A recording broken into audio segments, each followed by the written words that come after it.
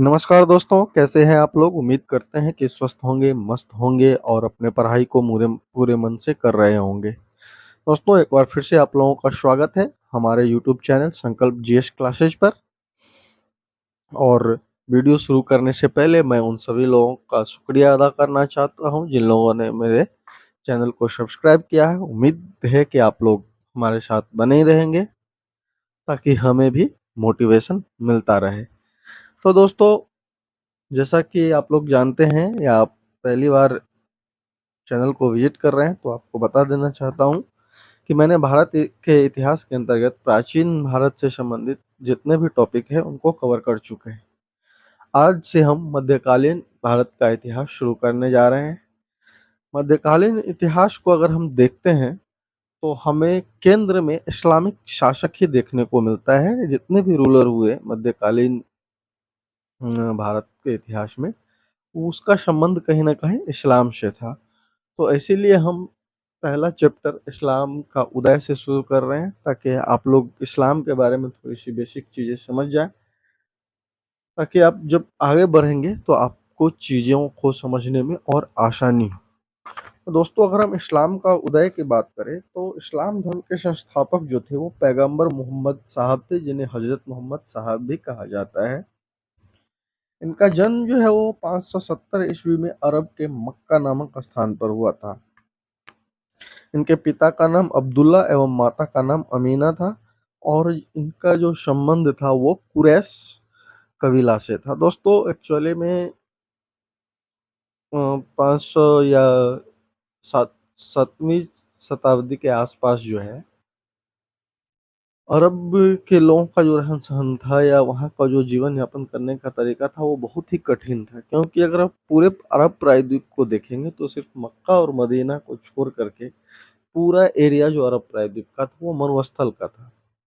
जिस वजह से वहाँ न तो अब इंडस्ट्रियलाइज़ेशन तो हुआ नहीं था, उद्योग तो लगा नहीं था और खेती बहुत ही मुश्किल थी, वहाँ खेती करना लगभग असंभव सा था। तो इस वजह से डेली के जीवन जीविका के लिए भी उन लोगों को काफ़ी संघर्ष करना पड़ता था।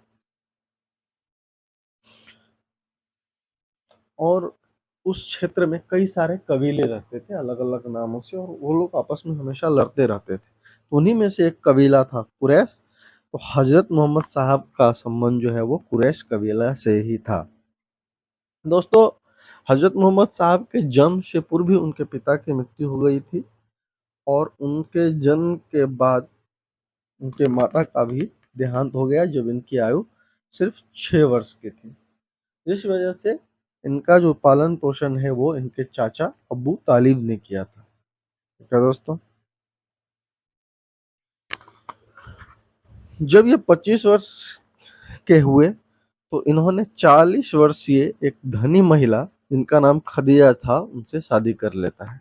दोस्तों, वास्तव में क्या होता है कि ये खदीजा जो हैं, इनकी जो पत्नी होती है जिनसे ये शादी करते हैं, उनके पिता के यहाँ ये नौकर के तौर पर नौकरी कर रहे होते हैं। चूँकि इनके व्यवहार से खुश होकर के वो जो व्यापारी होता है वो इन पर काफ़ी भरोसा करता है और इनका व्यवहार इतना अच्छा होता है और इतनी मेहनती होता है कि उन्होंने अपनी बेटी की शादी जो है वो इनसे कर देता है। विवाह के पश्चात भी वे धार्मिक खोजों में लीन रहे। 40 वर्ष की आयु में उन्हें फरिश्ता जिब्राइल ने ईश्वर का संदेश दिया कि वह एक नबी और रसूल है तथा उन्हें संसार में अल्लाह का प्रचार करने के लिए भेजा गया है। दोस्तों, वास्तव में ये क्या हुआ था, मैं थोड़ा-सा स्टोरी आप लोगों को बता दूँ।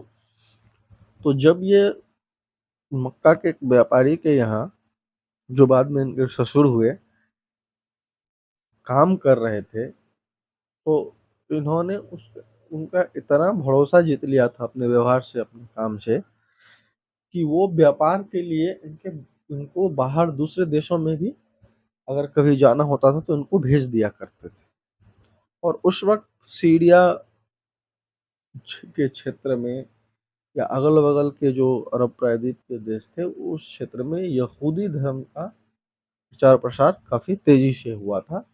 तो ये सबसे पहले जो है ये यहूदी धर्म के लोगों के संपर्क में आए और वहीं से इनको जो है वो धर्म के प्रति आस्था जागृत हुई और ये धर्म के खोज में निकल गए। और खोजते खोजते एक बार इन्होंने जो कहानी बताया लोगों को कि हमें अल्लाह के जो है सो फरिश्ता यानी कि अल्लाह का जो मैसेंजर है वो हमें आके बोला है कि तुम कोई साधारण व्यक्ति नहीं हो, तुम सिद्ध पुरुष हो या देवदूत हो। जिसे सिद्ध पुरुष जिसे अरबी में नबी कहा जाता है और देवदूत जिसे रसूल कहा जाता है, और तुम्हें इस संसार में अल्लाह के प्रचार करने के लिए भेजा गया है। और उसके बाद उन्होंने अपना पूरा जीवन जो है वो अल्लाह के संदेश को प्रचार करने में ही व्यतीत किया था। दोस्तों अब चलिए थोड़ा सा उस वक्त के अरब का जो क्षेत्र था वहाँ के लोगों का सामाजिक परिस्थिति के बारे में या धार्मिक मान्यताओं के बारे में देखते हैं। तो दोस्तों उस वक्त जो अरब प्रायद्वीप के रहने वाले लोग थे वो कई कबीलों में बटे हुए थे और वे लोग मूर्ति पूजक थे, यानी मूर्तियों की पूजा किया करते थे। ठीक है, और उनमें काफी सारा अंधविश्वास भी प्रचलित था। हजरत मोहम्मद साहब जब लोगों को समझाना शुरू किया कि देखो भाई, ये मूर्ति पूजा और ये जो अंधविश्वास है ये सब बकवास की चीजें हैं, ये सब नहीं करना चाहिए। तुम लोग जो इतने परेशानी में उसका कारण यही है कि तुम लोग गलत चीजों की पूजा करते हो। तुम लोगों को मूर्ति पूजा छोड़ देना चाहिए और एकेश्वरवाद यानी एक अल्लाह में विश्वास करना चाहिए। दुनिया में एक ही भगवान है जो अल्लाह है, बाकी कोई नहीं है। तुम लोगों को किसी और की पूजा नहीं करना चाहिए। स्वाभाविक था कि इनका विरोध होना ही था। जब भी कोई नई व्यवस्था पुराने व्यवस्था के स्थान पर जगह पर स्थान लेना चाहता है तो सर्वप्रथम उसका विरोध होता है। तो इनका काफी विरोध हुआ, ठीक है, और इतना ज्यादा विरोध हुआ कि इनके हत्या करने का प्रयास भी किया जाने लगा। इन सबसे परेशान होकर के इन्होंने अंततः क्या किया कि मक्का छोड़ दिया और 28 जून 622 ईस्वी को मक्का को छोड़ करके ये मदीना को चले गए, यानी मक्का से मदीना चले गए। और इन घटनाओं को हिजड़ा कहा जाता है या हिजड़ कहा जाता है, हिजड़ा या हिजड़ कहा जाता है। और इसी दिन से इस्लामिक कैलेंडर की शुरुआत हुई, जिसे हिजड़ी संवत के नाम से जाना जाता है। मक्का छोड़ने के बाद मोहम्मद साहब जो है वो मदीना गए। वहां पर उन्होंने एक मस्जिद का निर्माण कराया और मदीना के लोगों ने इनका सपोर्ट किया और धीरे धीरे उसने क्या किया, अपने संदेश को लोगों तक पहुंचाने लगा और लोग इससे प्रभावित होने लगे और इनसे जुड़ने लगे, इनके अनुयायियों की संख्या बढ़ने लगी। मोहम्मद साहब ने जो इस्लाम का प्रचार किया था तो उन्होंने लोगों को बताया था कि अल्लाह ने इस्लाम के मानने वालों को 5 नियम पालन करने के लिए कहा है और जो भी व्यक्ति इस्लाम को अपनाएगा उसे ये 5 नियमों का पालन करना होगा। तो चलिए देखते हैं वो 5 नियम कौन कौन से हैं। तो पहला तो है कि एक ईश्वरवाद, यानी कि एक ईश्वर। एकेश्वरवाद का मतलब होता है सिर्फ एक ईश्वर में आस्था रखना, ठीक है, यानी दुनिया के चलाने वाले सिर्फ एक ही ताकत है जिसको अल्लाह कहा जाता है। हज़रत मोहम्मद साहब को मानना था और इस्लाम में ये मान्यताएं हैं कि सिर्फ एक ही ईश्वर है जो कि कौन है, अल्लाह है, और एक ही धर्म ग्रंथ है जो कौन है, कुरान है। कुरान वास्तव में हज़रत मोहम्मद साहब के द्वारा कहे गए बातों को ही संकलित किया गया है और उसी को कुरान कहा जाता है। इसके बाद दूसरा जो नियम था वो था दिन में 5 बार नमाज पढ़ना, यानी कि दिन में 5 बार आपको नमाज पढ़ना है। अगर कोई व्यक्ति इस्लाम को अपनाता है या इस्लाम मुसलमान है उनके लिए ये नियम आवश्यक है कि वो एक ईश्वर में विश्वास रखना, दिन में 5 बार नमाज पढ़ना। इसके अलावा अपने आय का 1/10 भाग जक़ात यानी कि दान देना, यानी आप जो भी कमाते हैं, आपका जो भी इनकम है उसका 10वां हिस्सा जो है वो आपको दान करना चाहिए। रमजान के महीने में रोजे रखना, यानी कि आपका रमजान का जो महीना है उसमें हर मुसलमान को रोजा रखना चाहिए। इसके अलावा जीवन में एक बार हज यानी मक्का का तीर्थ यात्रा करना चाहिए। यानी जो भी मुस्लिम है या मुस्लिम धर्म में कन्वर्ट होते हैं उनको ये 5 नियम पालन करने की जरूरत होती है। 5 नियम का पालन करना होता है। ठीक है दोस्तों। दोस्तों अब यहाँ हम एक कहानी आप लोगों को बताते हैं कि जब मक्का छोड़ करके हजरत मोहम्मद साहब मदीना चले गए, तो उसके बाद भी मक्का के जो लोग लोग थे उन्होंने मोहम्मद साहब पर हमले करना बंद नहीं किया था, और इस क्रम में कई बार मक्का और मदीना यानी मोहम्मद साहब और उनके जो विरोधी थे उनके बीच में कई सारी लड़ाइयाँ भी हुई। ठीक है। चूंकि यहाँ हम आप लोगों को बेसिक बता रहे हैं, आपको हम कोई इस्लामिक स्कॉलर नहीं है, और हमने जो तथ्यों के आधार पर पढ़ा है वो मैंने आप लोगों को बताया है। अगर कोई मुस्लिम भाई हो और अगर कहीं आपको लग रहा हो कि नहीं इसमें कुछ गलत है, तो आप सलाह दे सकते हैं।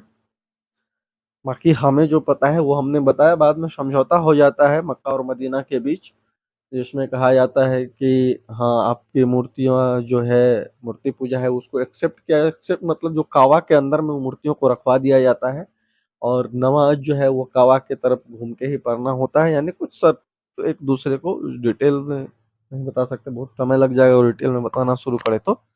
वास्तव में अंततः मक्का और मदीना यानी हजरत मोहम्मद साहब और उनके विरोधियों के बीच में एक समझौता होता है। समझौता के तहत कहा जाता है कि ठीक है आप मूर्तियों की पूजा अगर कर सकते हैं, परंतु ऐसे नहीं जैसे आप अभी कर रहे हैं। आप एक काम कीजिए, आप सारे मूर्तियों को काबा के अंदर में रख दीजिए और उसी की परिक्रमा कर लीजिए।